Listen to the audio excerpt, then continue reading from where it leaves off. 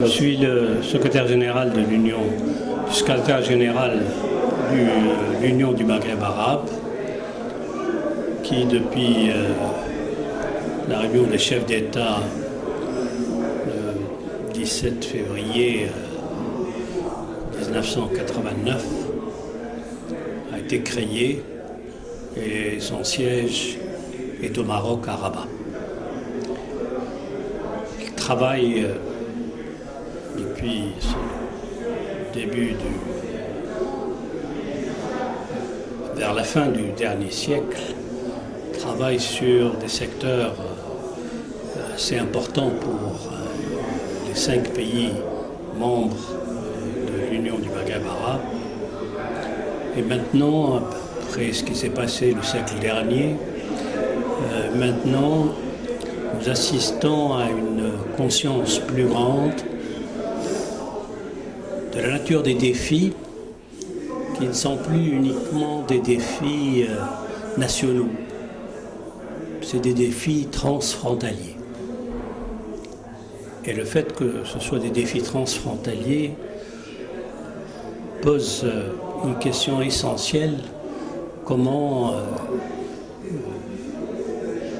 lutter, comment s'organiser entre les 5 pour essayer de trouver des solutions à une meilleure coopération entre les pays membres de l'Union du Maghreb arabe, et pour faire face à ces nouveaux défis par une coordination plus poussée. C'est ce qui a fait que les ministres des Affaires étrangères, depuis 2012, ont décidé que les ministres de l'Intérieur, par exemple, qui s'occupent du terrorisme, de la sécurité en général, ont pris la décision que les ministres de l'Intérieur doivent se réunir une fois par an au moins,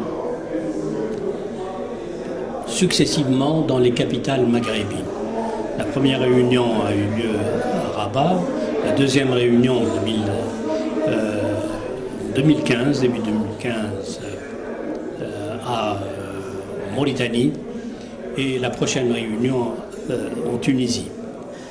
Donc cet aspect quand même a été prédominant dans la réflexion au niveau des ministres des Affaires étrangères pour que des secteurs comme l'intérieur, même la défense, et aussi tout ce qui est justice, parce qu'on parlait de justice et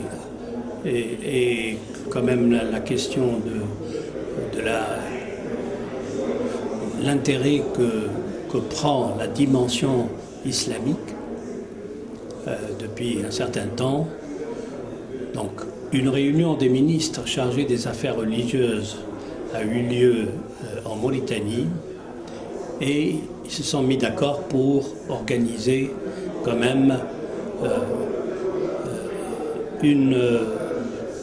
des réunions périodiques, et ont décidé que quand même aussi l'islam au Maghreb est un islam très clair, modéré, sunni, maliki.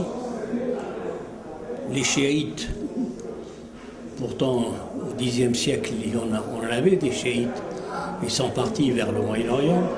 Donc là il y a quand même un élément favorable pour que l'aspect religieux soit un élément qui consolide notre coopération et notre entente entre Maghrébins.